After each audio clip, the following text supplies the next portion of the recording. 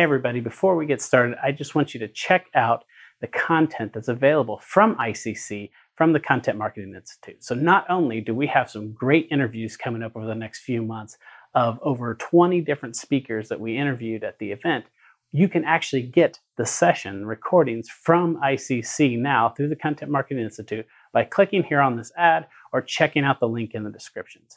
There you'll see all the sessions, the keynotes, and some amazing just information. So if you were there at ICC or if you weren't, the content is available. The sessions you missed, those people, the fascinating topics on AR and VR and agile marketing and content structures and content engineering, just a blast. So check it out, get the content. It's super cheap, and then you can start learning how to become a more intelligent marketer.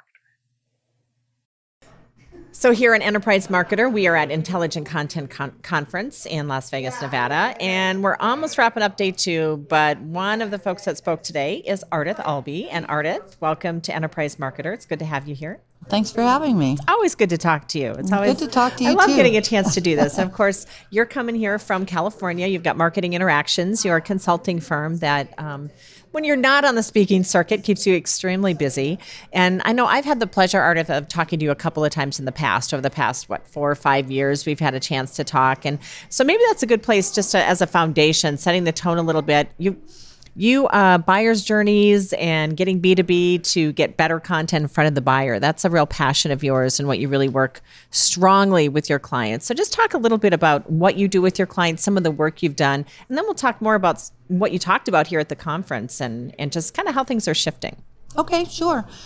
So most of my work begins with buyer personas. Yeah. So as you know, I'm all about knowing your audience and being relevant, and you can't be relevant unless you know them. So the best construct I've found for that is buyer personas. Yes. So buyer personas, and that feeds into driving content marketing strategy and customer journey mapping and all of that kind of stuff that you need to really execute a good program that drives results. And so that's what I spend most of my time doing, always with B2B, mostly enterprise, and lots of tech companies, but now also a lot of industrial companies. So I'm seeing companies, manufacturers that for the first time are now stepping their toes into content marketing because they're seeing their competitors doing it and they're losing market share.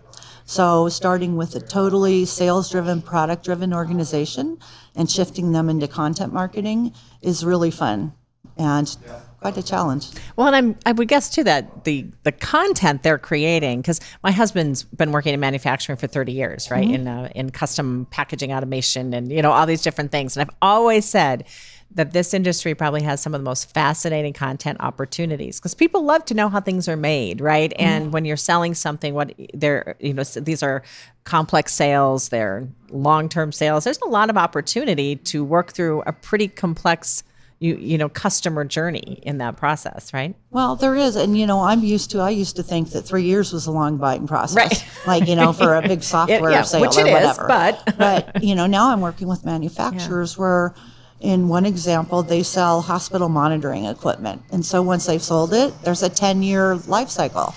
And what do you do to build customer relationships and, keep being of service other than providing the service contract, right? Over that 10-year span. So it doesn't come back on their radar until they're like a year and a half out, and they're looking at budgeting for replacement.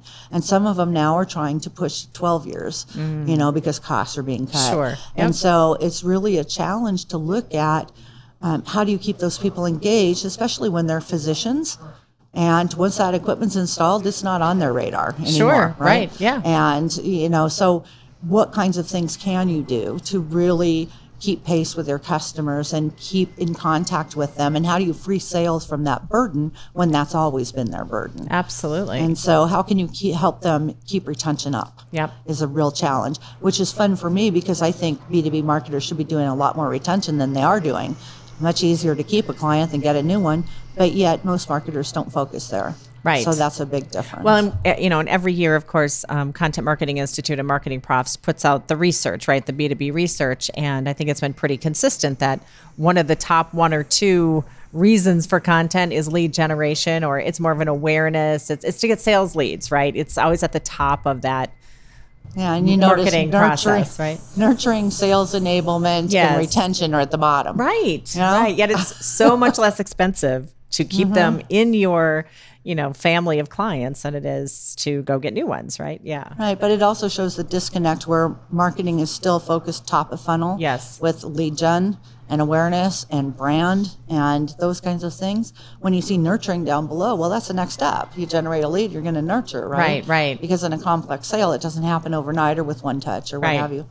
But that's still further down the totem pole. And part of it is I don't think they know what to do ongoingly across touch points. Okay. So lead gen is like one thing. Right. Let me ship out a call to action, get somebody's curiosity up, make them fill out the form, and okay, that's good. Now what? Right. And so today in my session when I was talking, I told my audience to keep thinking what's next. Everything I talk about, think what's next. Like you should never publish a piece of content without it calling you to the next thing. What should you read now? If you like this, now you should read that. Right. If this made sense to you, here's a case study or whatever. Yep. But we should never have a dead end with our content. And marketers don't look at how they need to connect the dots to keep that engagement going. And so we make it too much work, too much effort, and we don't solve enough of the problem. So people say, thank you for the content and go away. And then what you have is a drive-by. Right? And maybe they filled out a form, but it certainly doesn't make them a lead. Right. And before we jumped on air here, we were chatting a little bit about the interview, and you'd mentioned the statistic around creation of content and use of content. Can you touch on that for this interview? And then I want to talk a little bit about how what your conversation with your audience was today, and how you're starting to shift your conversation from the buyer is constantly in motion, right? So talk a little bit about that statistic. I think it's a pretty powerful one to really, for those of us that create content or strategize around it, we need to be aware of this. Yeah. Well, $145 billion. That's what was spent last year creating digital content around the world. However, here's the stunning part. Yeah. 116 billion, or 80%, was wasted because the content was never used. So if that's true, what a disaster. Right. Lots of I mean, creative can you content. imagine? It just kind of makes your heart sink because you think how much time and effort you spend creating this stuff, how much work you put into it, and yet it goes unused. Right. And so I think one of the biggest points I made was, look, this isn't new. We've been doing content marketing for like 10 years now, at least most of us. Right. Why are we still so bad at it? Right. I mean, what part of it have we not gotten? Right. If we're going to be interesting and engaging to somebody, we need to know them. It's just like you meet somebody at a party, you're not instantly entertaining to them unless they're drunk or, but until you get to know them. And so we don't It's got to be a courtship that goes on. Correct. But we don't put the same effort into getting to know our buyers. We just throw stuff out there and think they should do what we want them to. Well, here's a question for you. What do you think, from what you've seen with because you work with content teams and you're working with people who are the creators, right? You're consulting with them to do better. What are some of the reasons that are somewhat consistent as to why we're not better? Maybe there are excuses, right? I don't know, but what's holding us back, or what are you seeing as kind of some consistencies that we as not just as an industry, but as marketing teams, if we could eliminate that or do that better, would probably get us there faster? Well, I'm going to be blunt because I'm known for that. I know. And that's what I like about you, Ardath. Ignorance and assumptions.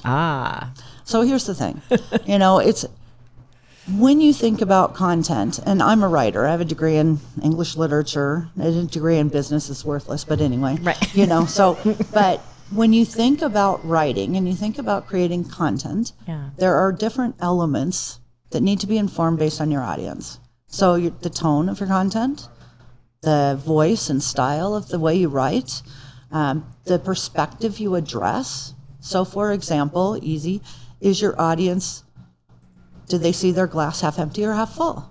Are they risk or reward? Are they carrot or stick? Right? Are they young in their career and they need a mentor to guide them about how to solve a problem and look good and get a raise while they're building their career? Or are they an industry veteran who's been around for 20 years and really wants peer-to-peer strategic conversations just for that confidence level that they're doing the right thing? You know, it all depends. And if you don't know who your audience is or really what makes them tick, then how do you know how to write the content? Right. So what I see a lot of times is companies have pretty decent content if you look at it from the outside, but if you step into that customer's shoes, maybe not. Right. And maybe it's as simple as verbiage. You know, like a plant manager thinks throughput on the line, and a technology company will think we can make your processes more efficient. Okay. Do you know sure, what I mean? Absolutely. But if you say more efficient processes, who's that going to resonate with? Right. The guy who's looking for more throughput on the line? Right. No. It means nothing to him, Right. in a sense. So, yeah. you know, as I work with a number of different industries, it's really interesting how the different ways you phrase things and the different levels of what I want to say, casual versus professional, academic. Sure. You know, Yep. those are all different styles. Some will engage some people and some will just say, no, thank you. It's too difficult for me.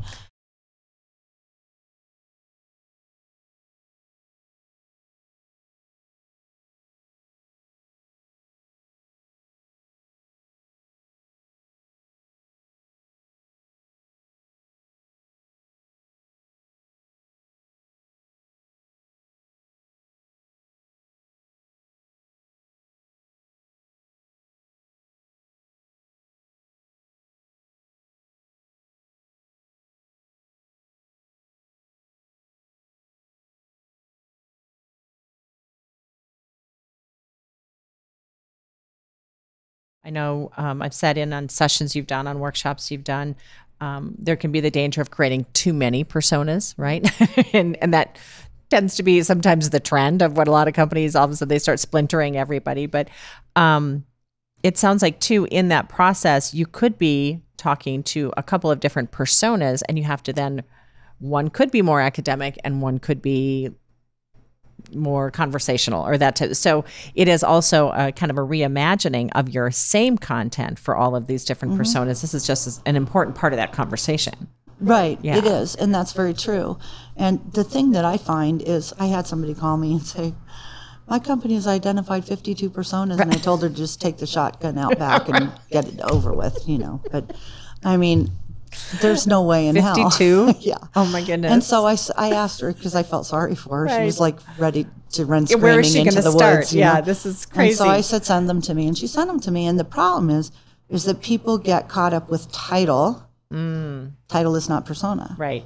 So I can create a persona that's representative of 5 or 6 titles. Absolutely. Or whatever. Right. So what it actually boiled down to is they had maybe 8 to 10. Much different than 52. Right. Still a lot.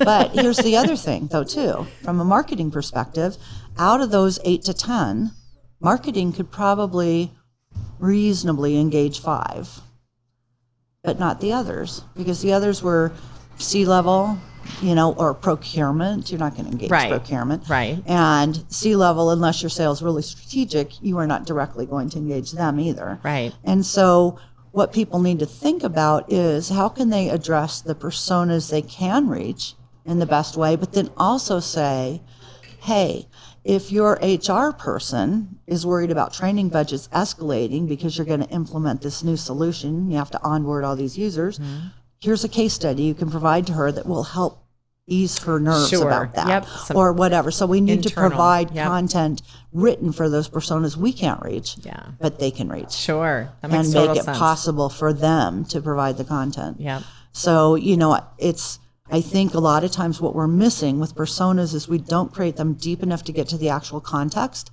of the buyer in different places in the buying process. And one of the things that I've started doing to help my clients look at it differently is take away the buying process. Okay. So awareness, consideration, purchase, what marketers go to instinctively is awareness of my product and brand, consideration of my product and brand, purchase of my product and brand. Right. So if you change that and you think, okay, it's not about buying or selling, it's about change management. Okay. So think about this process in terms of change.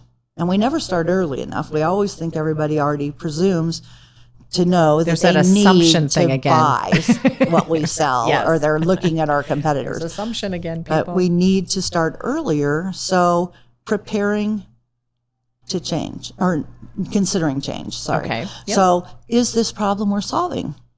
Why should I care? What will happen if I do nothing? How bad could it actually be? Setting the stage. Stuff like that. Right. And so really considering, could we solve this internally? Do we have a system we're not utilizing to its full potential that could take care of this? Or do we need to go out and buy something? And if so, what the heck might it be? And it doesn't mean it's going to be a natural conclusion that it's whatever you sell, right? Right. So we have to help them prepare to change. And then they're going to start considering change, and they'll say, okay, we got it. We need to solve the problem. So what do we need to know? Who else could this impact? If we implement this solution, what other processes is it going to disrupt? How much risk is there? All of those kinds of things that they need answers to. And then we have to help them prepare to embrace change. So how do they get everybody on board? What is the future state going to look like for each of us? Yeah. How do we get everybody to consensus? What are those final obstacles we have to get out of the way? Those kinds of things. When we start thinking about it as a change management process, it doesn't become so much about our products. It becomes more about how are they going to actually fix the problem. It becomes more connected to the human behavior, which is what we hear a lot, but don't necessarily write to or put our solutions in place for. And I think what's fascinating about this as well is, moving away from because I've been thinking a lot about this the last year, is this whole idea of a buyer's journey, right? We're messy. We as human beings are extremely messy. We aren't in a funnel and we aren't in a linear line, right? No. we pop in and out. Nobody's that organized. Nobody's ever been that organized. So in essence, I just want to touch on too, like one of the things that your conversation is moving towards is this context of the buyer, right? You mentioned context of the buyer. Let's go a little deeper with that and what you mean by that, because I'm coming in at all different elements of content, right? So I think there's a couple of pieces here. One, are you fulfilling the change, the human behavior element at all these stages, wherever I may be, right? Because maybe I do know more than I know than the beginning. And then the other piece is just keeping that constant flow of information in front of me as a consumer, right? So let's talk about that for a minute. Yeah, well, there's a couple of things. And as I talked about during the change process, like the questions they have, why should I care, and whatever. So if your content is about how do you answer those questions, and your content is designed to answer those different kinds of questions, then your content's designed to inform you of their context, their place in the buying process or the change process, right? And show you how it shifts as they interact with the different content. So the key to this whole thing is that context is never static. Right. So every interaction that they have with you or your content should have enough impact that their perspective is altered just a bit. Their curiosity is aroused, their beliefs may be a little bit different or altered, or they may now be an inquiry about why is this different than I thought, right, or whatever. But what we need to do is realize what those shifts are and continue to be able to address them, because we can see what they interact with, so we can tell kind of where they are, so we can then reconnect with them in a way that's relevant. Okay. But the whole point of it is that content marketing is designed for what's next. It needs to accomplish an outcome, which in the case of marketers is getting somebody to buy, or at least into that sales conversation, depending on how much responsibility we're taking. But so we need a way to measure those shifts to tell if we're doing any good, and so depending on the length of your sales cycle or the buying process, whatever, it could take months, could take years. In the case of replacing equipment, that's a 10-year cycle, right? Yes. It could take a long time. Right. So we have to create ways for us to tell if we're building any momentum, if people are moving, and how well we're facilitating change. The problem that we have, and I just went through this with a prospective client the other day, their CMO asked me what my opinion was on gated content. I always love that question, because it's like, you're either going to be wrong, or depending on what they believe. Right. There's a 50-50 shot here to agree with you, with that person. But the issue was, what I said was, what I believed was that content should be ungated, but what I know is that if performance is based on how many leads are produced, you're in a catch-22, and you have no choice but to put a form in front of someone, because you need that completion to work towards that quota. which is still not a lead, Right. but that's how Right. marketers are evaluated. And as long as we are evaluated in that way, why should we do something different? Right. Our I mean, we actions want our have to jobs, match. right? Exactly. Our actions have to match the expected outcome or So measured that's the outcome. downside. But my question for him was, because what I discovered was they are indeed a form-driven lead quota company. Yep. I said, well, you're the CMO. You can change that. And what was the response? Well, they haven't told me I don't have the job yet. In fact, they sent over an NDA after Okay. the call. So That's good. That's a good maybe sign. I'm on the right track. But, Yeah. you know, I mean, we have to challenge thinking. Because if we're going to do anything different, Yeah. then it has to work for how we're evaluated. I mean, there's no sense in going out and creating all this engagement. It's if what your performance is based on is number of form fills. Right. Do Right. you know? I mean, And if you're looking at the buyer's journey now as more of a change management process, it really drives more of this ungated needs to happen. It needs to be like the norm, right? well, It needs and to we be, have the technology. We can do a Right. reverse IP lookup. We don't have to make them fill out a form necessarily. And if we do our jobs well enough, they're going to reach out and say, hey, I want to know more about this. right, right. You know, so we have to, there's a lack of trust, do you know? And it's because we're not creating the right content. So we don't trust that we're actually going to create that conversation. We're trying to force the issue. And what I'm saying is we have to be better at creating those conversations and those stories that get Right. people so involved that they go, we got to figure out if this will actually work for us. Right. We need to talk to a human, Right. you know?